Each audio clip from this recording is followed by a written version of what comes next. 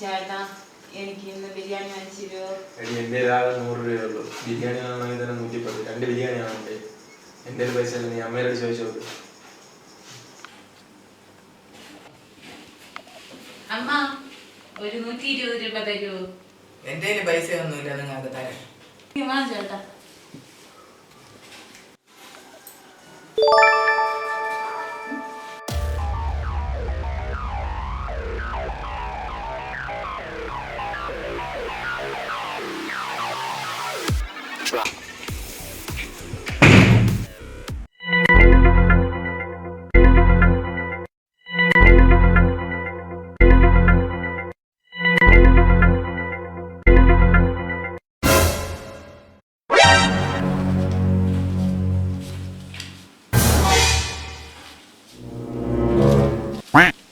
നിങ്ങളെ ഇല്ലേ